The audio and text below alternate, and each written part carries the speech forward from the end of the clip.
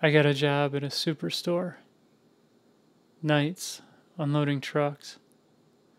I lived in a small town and there was a high degree of excitement when the place opened. So after I graduated high school, I knew precisely where I wanted to be. There was a man there in the summer of his 60th year. He considered himself a Beatlemaniac. He had Skeletor teeth and the breath of a 10-day corpse. He'd been convicted of a white-collar crime and was thrilled to be working again.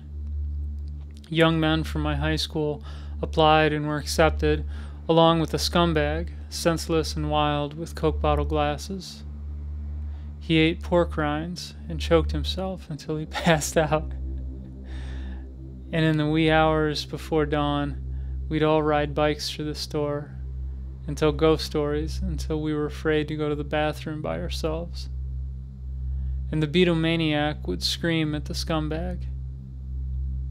The Beatlemaniac was mostly deaf because in his downtime he sang songs in front of a PA system. He wore pleated shorts with white socks and would tap his white shoes when he heard music he liked. When fall came, I switched to days and brought carts in from the parking lot. I had a manager who took me aside one day and lit up a cigarette. He had bluish teeth and creased earlobes and said things like, "Put a neat nick on it." I can't remember what he was saying, but his voice had a masculine timbre. In his other hand he had a Pepsi, not a can but a plastic bottle, and from time to time he'd take a drink. He leveled his eyes with mine. He had the swagger of a gunslinger wearing nylon slacks and the promise of an early grave. One of my jobs there might have been to move bricks from one place to another, which I simply didn't do. And this man was standing in front of me because of it. He had doll hair and a salt and pepper mess on the top of his head. His forehead was shiny with sweat. He was all cologne with a purple button-down shirt at this point, the Robert Mitchum of middle managers. I looked at his brown loafers as he spoke, worn at the heels and with angel soft leather all around. He had a couple rings on his fingers.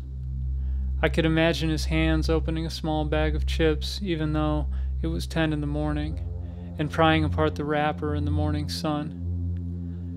When he stopped talking, I said that I definitely wanted to continue working here, and he nodded slowly before turning and walking away.